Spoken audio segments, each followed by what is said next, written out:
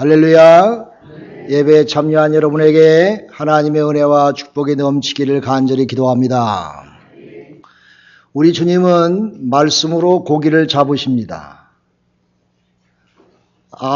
믿어지시면 아멘. 아멘. 하나님은 말씀으로 세상 만물을 지으셨습니다. 말씀으로 하늘과 땅을 지으시고 태양과 모든 삼라만상을 지으셨어요. 무에서 유를 다 창조하셨습니다. 사랑하는 여러분, 우리가 믿음 생활하면서 말씀 앞에 신실히 서시기를 바랍니다. 하나님의 말씀을 내 마음속에 깊이 간직하고 그 말씀에 기반되어져 있는 신실한 신앙의 생활이 되시기를 주님의 이름으로 축원합니다. 얼마 전에 오하이오주에 있는 젊은이 웨그너라고 하는 친구가 총을 2방이나 가슴에 맞았는데 살았어요. 총 쏜 놈들을 가슴에 2방 맞고도 항거해서 총을 빼앗아가지고 그 흑인 3명이 달려들었는데 다 물리치고 뻣뻣이 살았습니다. 할렐루야. 이 웨그너라고 하는 친구는 기독교를 잘 믿는, 예수를 잘 믿는 친구였습니다. 어떻게 살았느냐? 늘 가슴에 포켓 성경을 놓고 살았어요. 그래서 포켓 성경을 놓고 늘 일하면서 무엇을 하든지 그 성경을 내 옆에 두고 살았어요. 그래서 항상 그의 가슴에는 하나님의 성경이 꽂혀 있었습니다. 그래서 총을 쐈는데 요행이 그 성경에 총 2방이 들어가지고 그 말씀이 그 젊은이를 살렸습니다. 할렐루야. 하나님의 말씀은 우리의 생명을 살리실 줄로 믿습니다. 경찰이 그렇게 얘기했어요. 이것은 우연의 일이 아니라 무엇인가가 이 사건에 개입하지 않았다면 이 웨그너 이 사람은 이 세상 사람이 아닐 것이다. 이렇게 경찰이 얘기했습니다. 사랑하는 성도 여러분, 생명의 말씀은 나에게 은혜의 축복을 주물 물론이요 우리의 생명도 지키시고 구하시고 축복하신 줄로 믿으시기를 간절히 기도합니다. 사랑하는 여러분, 요새 한국의 젊은이들 가운데 유행어가 하나 생겼어요. 젊은 사람들이 무슨 얘기하냐면 썸 타고 싶다 그런 얘기를 한대. 썸 탄다. 저 여인은 썸 타고 싶은 여자야. 저 남자는 내가 썸 타고 싶은 남자야. 이렇게 말하는 유행어가 요새 한참이라고 합니다. 이 썸 탄다는 말은 영어로 something에서 나왔다고 하는데 이 말은 무슨 말이냐면은 그 남자가 내 남자가 되기를 원하는데 사귀고 있는데 내 남자의 것 같기도 하고 아닌 것 같기도 하다 이거예요. 내가 저 여인과 사귀고 사는데 내 애인 같기도 하고 아닌 것 같기도 하다 이거예요. 알쏭달쏭하단 말이에요. 분명히 내 애인은 애인인데 그래서 내가 그 애인에게 내 사랑을 고백하고 싶은데 고백했다고 본전도 못 잡고 노하면은 내가 마음이 너무 상처가 심하고 내가 너무 비참해지니까 고백을 안 한대요. 그냥 썸 타는 내 애인이야. 이 정도까지 얘기하면서 그냥 내가 바라기는 바라는데 내 사람이 되면 좋고 안 돼도 뭐 할 수 없지. 내가 그것 때문에 상처받고 싶지 않아. 그런 심정으로 요새 젊은 애들이 사귄다고 합니다. 그러니 결혼 연령이 자꾸 늦어지지. 우리 아이도 35살인데 아직 장가도 못 갔어요. 여러분, 이렇게 우리의 젊은이들이 무엇인가 목숨을 걸고 내달리고 싶은 그런 심정이 없습니다. 쉽고 가고 싶은 그런 심정입니다. 잘못하면 내가 너무 손해보고 상처받으니까 그렇게 손해만 보고 살고 싶지 않다는 말입니다. 그러니까 아무 결론 없이 아무 열매 없이 내 편한 대로 해보다 되면 좋고 안 되면 그만두고 그저 그런 거지 하고 사는 것이 우리 젊은이다라고 합니다. 내가 손해보지 않는 범위 내에서 이것도 좋고 저것도 좋고 일상생활이나 또 신앙생활까지 그런 모습으로 나타난다고 합니다. 나도 믿어보고 우상도 섬겨보고 정 안 되면 때때로 하나님도 찾아보고 이제 저들은 좁은 길 어려운 길로 가고 싶지 않다는 말이에요. 교회에 가는 것도, 사람 사귀는 것도, 모든 인생의 만사가 이렇게 자꾸 흘러가가지고 오늘 우리 믿음 생활하고 있는 현대 교인들에게 좋지 못한 영향을 끼치고 있는 것이 오늘날 현실인 것을 우리는 직시해야 됩니다. 사랑하는 여러분, 유럽의 교회들이 그렇게 어렵게 살 때에 굉장히 부흥했지요. 오늘날 우리가 유럽에 가서 대성당을 보면은 그 성당이 어마어마하고 크고 웅장하고 아름다워요.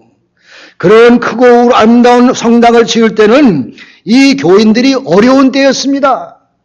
오늘날 저처럼 부하고 편한 때가 아닌 것입니다.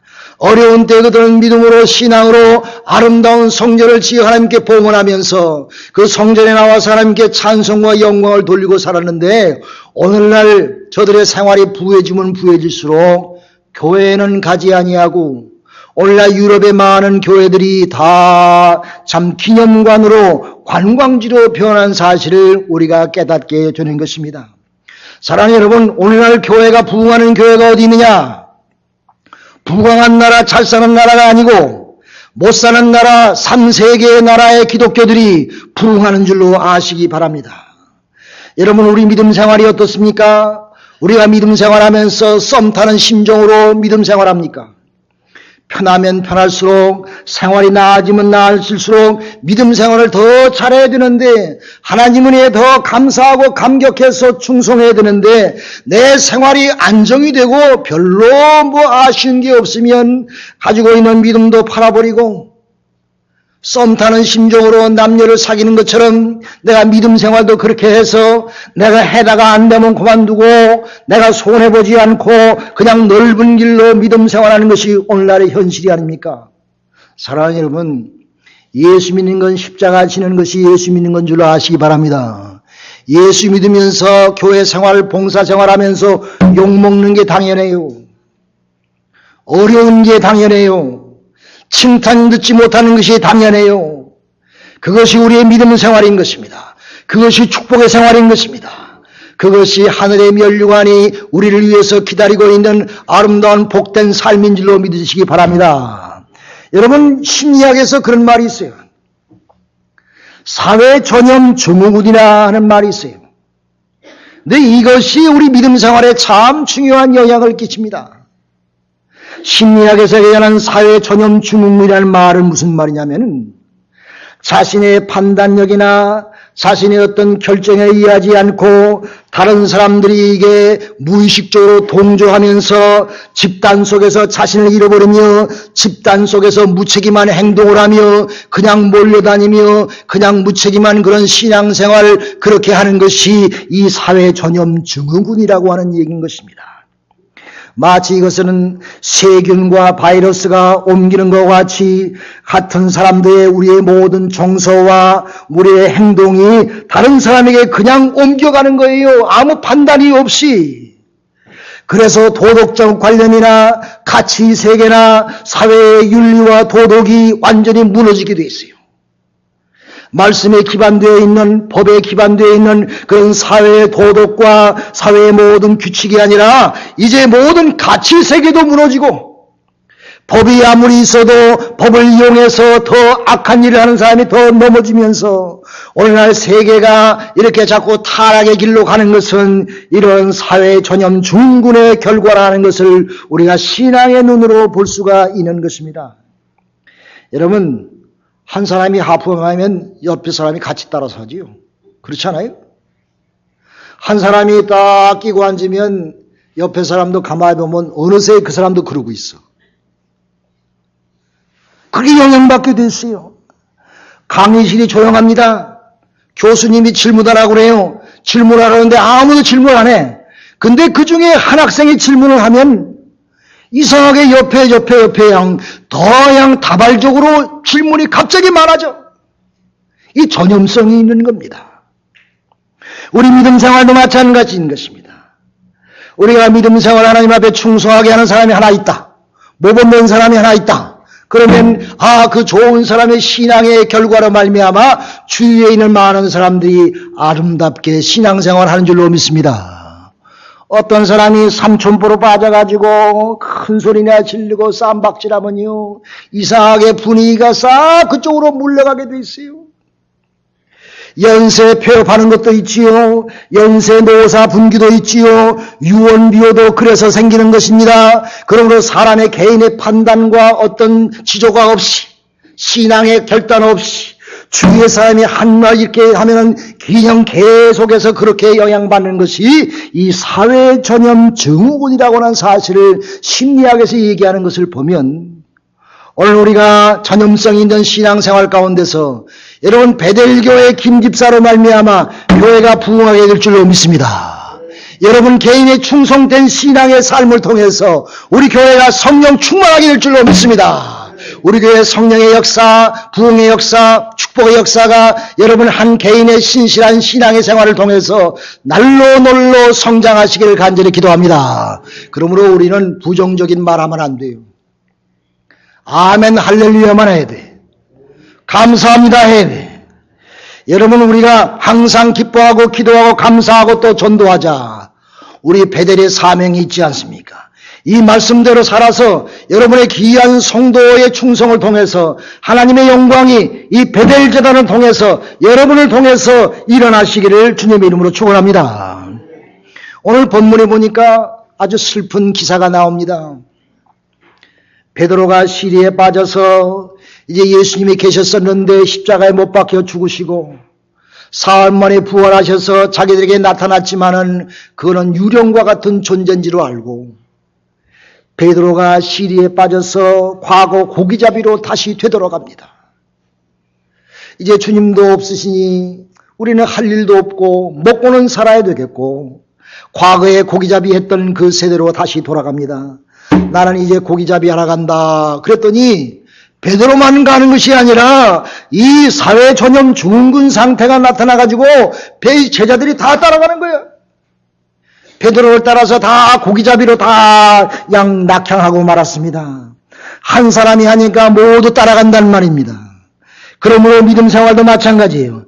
열심히 하는 사람 하나가 있으면은 교회가 큰 은혜 가운데 살고 하나님의 충만한 말씀 가운데 충성하고 살아가는 여러분 되셔서 여러분의 삶을 통해서 하나님의 영광이 드러내시기를 주님의 이름으로 축원합니다.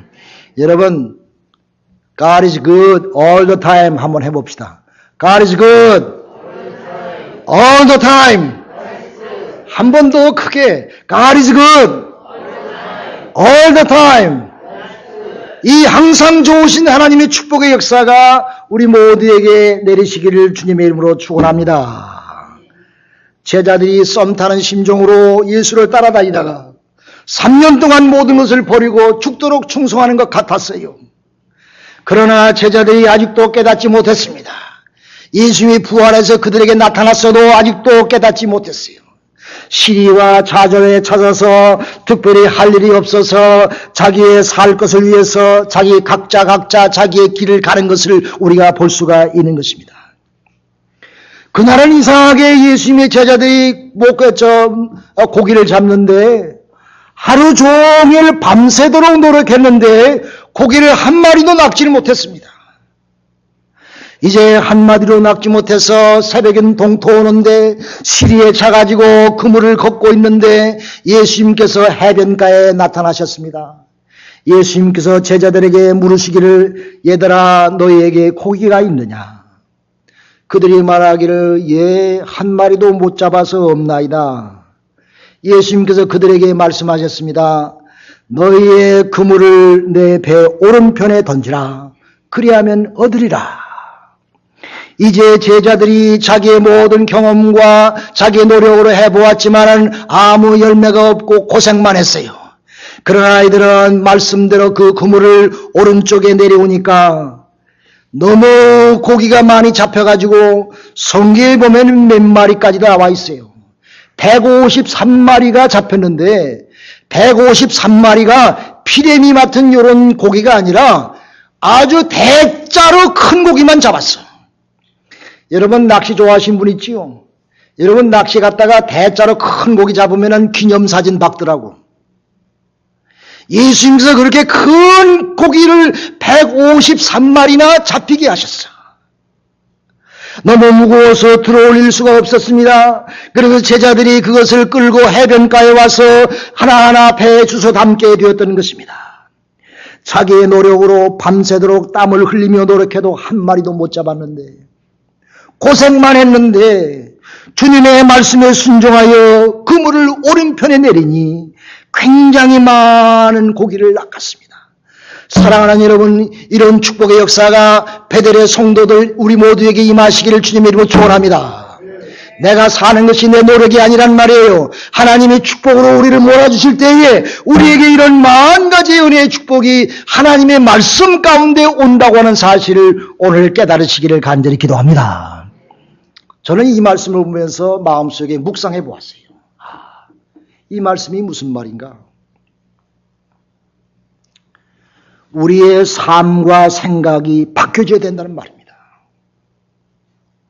내 생활의 스타일이 바뀌어져야 된다는 말입니다. 내가 사업하고 장사하고 비즈니스하는 그 방식이 예수님의 방식으로 바뀌어져야 된다는 말입니다. 내가 생각하는 방향이 내 개인의 어떤 생각이 아니라 먼저 하나님의 영광을 위하여 내가 무엇을 할고 하나님의 방식으로 내 생각을 바꿔야 됩니다. 내 삶의 모습을 바꿔야 됩니다. 내가 헛고생하지 않고 힘들지 않게 물고기를 많이 잡을 수 있는데 주님이 우리에게 말씀하셨어요. 내가 문을 두드리노니 내가 문을 열면 내가 들어가서 너는 나와 더불어 먹고 나는 너와 더불어 먹으리라. 할렐루야. 주님과 함께 먹는 식탁이 얼마나 아름답겠어요. 주님의 문을 두드리시는데 주님을 영접하고 주님의 말씀대로 주님의 생각대로 내가 내 마음의 문을 열고 살아갈 때에 주님께서 우리에게 말씀하시기를 너는 나와 더불어 먹고 나는 너와 더불어 먹으리라. 내 멍에는 쉽고 가벼우니 내 멍에를 같이 지라. 주님께서 오늘 우리 모두에게 초청하신 줄로 믿으시길 바랍니다. 여러분 사업과 여러분 비즈니스와 여러분 직장과 모든 것이 이런 축복의 역사가 여러분 모두에게 임하시기를 주님의 이름으로 축원합니다. 여러분 주님의 말씀대로 물고기 잡으면 우리는 그냥 주워 올리기만 하면 돼. 우리 노력할 필요도 없어. 우리는 그냥 하나님이 우리에게 몰아주시니 우리는 그냥 주워 올리기만 하면 돼요. 주님이 아마 물고기에게 그렇게 명하신 것 같아. 물고기들아 베드로의 배 오른쪽에 다 모여라. 예수님이 물고기에게 시그널을 보내셨어. 주위에 노는 물고기를 다 시그널을 보내시고 명령하셔서 너희는 베드로 배 오른쪽으로 다 모여라 그랬을 거야. 세상 만물을 주관하시는 하나님, 바람도 잔잔케 하시고 폭풍도 잔잔케 하시고 말씀 하나로 죽은 자도 살리시는 예수 그리스도의 능력의 손길이 이런 축복의 일도 감당하신 줄로 믿으시길 간절히 기도합니다. 어찌 불가능하시겠어요? 하나님께서 여러분 사업에 사람을 몰아주시기를 바랍니다. 여러분 하는 일에 하나님께서 함께 하셔서 축복이 넘치기를 주님의 이름으로 축원합니다.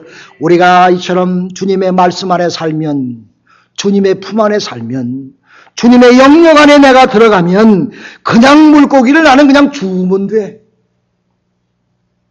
하나님이 몰아주시니, 주님이 몰아주시니 나는 그냥 그 하나님의 은혜 가운데 순종하는 마음으로 하나님의 축복을 다 내가 소유하고 하나님께 영광 드리는 복된 삶이 있을 줄로 믿습니다. 안 믿어지세요? 다 우리 큰 목소리에 아멘 하십시다. 아멘.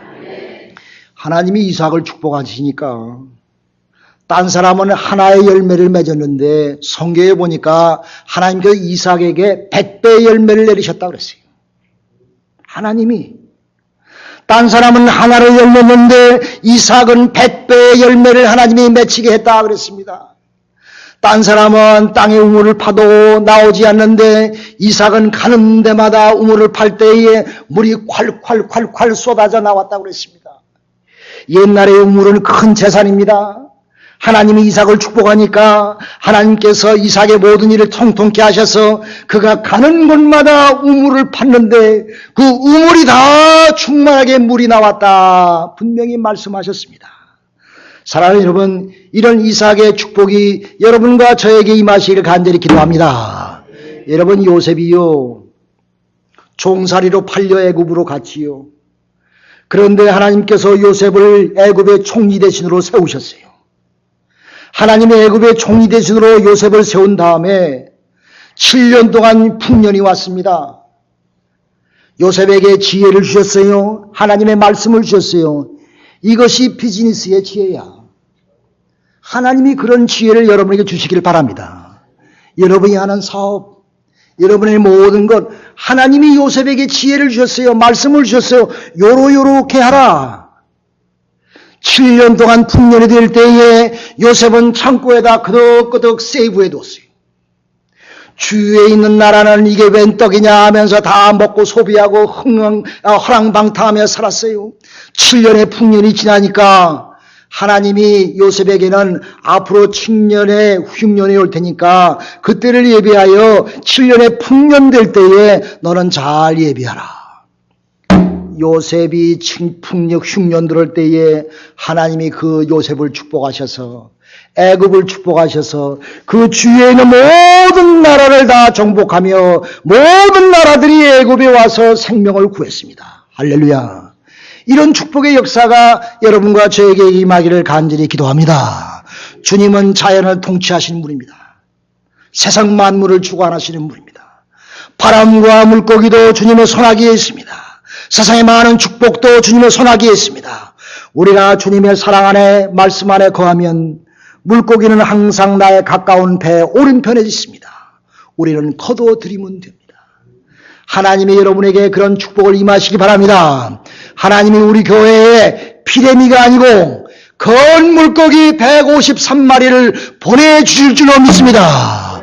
우리 교회 우리 온 성도들이 말씀 가운데 나아갈 때에, 하나님의 은혜 가운데 나아갈 때에 여러분의 각 가정의 모든 사업과 직장과 여러분이 하시는 모든 일들이 이처럼 요셉처럼 이삭처럼 하나님 은혜 가운데 승리하는 여러분과 제가 되기를 간절히 바라옵고, 우리는 말씀 가운데 이제 그냥 거둬들이면 되니 하나님의 은혜에 소유하는 주 여러분 모두가 되시기를 주님의 이름으로 축원합니다.